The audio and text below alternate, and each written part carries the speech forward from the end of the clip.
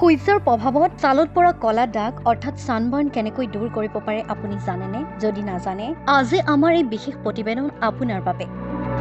জানি লওক কেনেদৰে ঘৰুৱা উপায়েৰে আপুনি আপোনাৰ ছানবাৰ্ণ দূৰ কৰিব পাৰে। শীতকালত আমি সকলোৱে ৰ'দ লৈ ভাল পাওঁ, কিন্তু দৈনিক এনেদৰে ৰ'দ লোৱাৰ ফলত আমাৰ ছালখন সাংঘাতিক ক্ষতি হয়।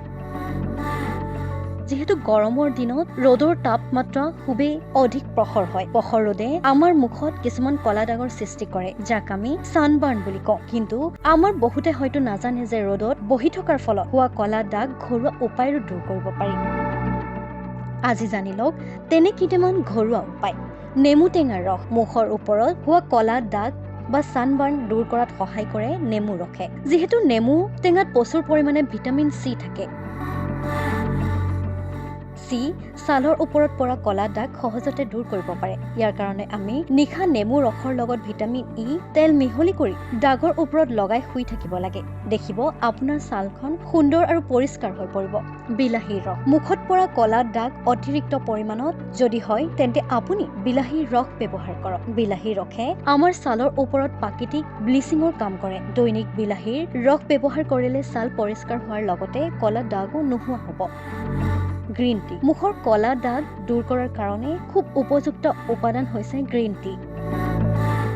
আমাৰ প্ৰায়ভাগ লোকে গ্ৰীণ টি পান কৰে, কিন্তু আমি নাজানো যে গ্ৰীণ টি প্ৰচুৰ পৰিমাণে এন্টি অক্সিডেন্ট থাকে, যি আমাৰ ছালৰ বাবে খুবেই ভাল, যিয়ে আমাৰ ছাল পৰিষ্কাৰ কৰি দাগমুক্ত কৰাত সহায় কৰে। আলুৰ ৰস আপুনি যদি এটা আলু কাটি চেপি ৰস উলিয়াই মুখত লগায়, সেয়াও আপোনাৰ মুখৰ ছালৰ বাবে খুবেই উপকাৰী আৰু ছানবাৰ্ণৰ দাগ চোৱাটো খুবেই উপকাৰী।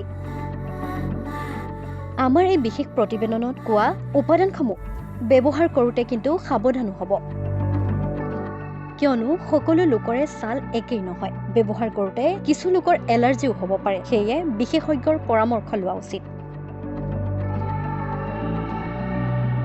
সূৰ্যৰ প্ৰভাৱত ছালত পৰা কলা দাগ অৰ্থাৎ ছানবাৰ্ণ কেনেকৈ দূৰ কৰিব পাৰে আপুনি জানেনে? যদি নাজানে, আজি আমাৰ এই বিশেষ প্ৰতিবেদন আপোনাৰ বাবে।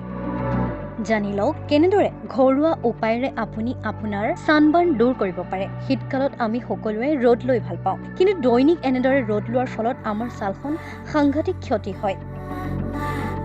যিহেতু গৰমৰ দিনত ৰ'দৰ তাপমাত্ৰা খুবেই অধিক প্ৰখৰ হয়। প্ৰখৰ ৰ'দে আমাৰ মুখত কিছুমান কলা দাগৰ সৃষ্টি কৰে, যাক আমি ছানবাৰ্ণ বুলি কওঁ। কিন্তু আমাৰ বহুতে হয়তো নাজানে যে ৰ'দত বহি থকাৰ ফলত হোৱা কলা দাগ ঘৰুৱা উপায়েৰে দূৰ কৰিব পাৰি। আজি জানি লওক তেনে কেইটামান ঘৰুৱা উপায়। নেমু টেঙাৰ ৰস মুখৰ ওপৰত হোৱা কলা দাগ বা ছানবাৰ্ণ দূৰ কৰাত সহায় কৰে নেমু ৰসে। যিহেতু নেমু টেঙাত প্ৰচুৰ পৰিমাণে ভিটামিন চি থাকে। চি ছালৰ ওপৰত পৰা কলা দাগ সহজতে দূৰ কৰিব পাৰে। ইয়াৰ কাৰণে আমি নিশা নেমু ৰসৰ লগত ভিটামিন ই তেল মিহলি কৰি দাগৰ ওপৰত লগাই শুই থাকিব লাগে। দেখিব আপোনাৰ ছালখন সুন্দৰ আৰু পৰিষ্কাৰ হৈ পৰিব।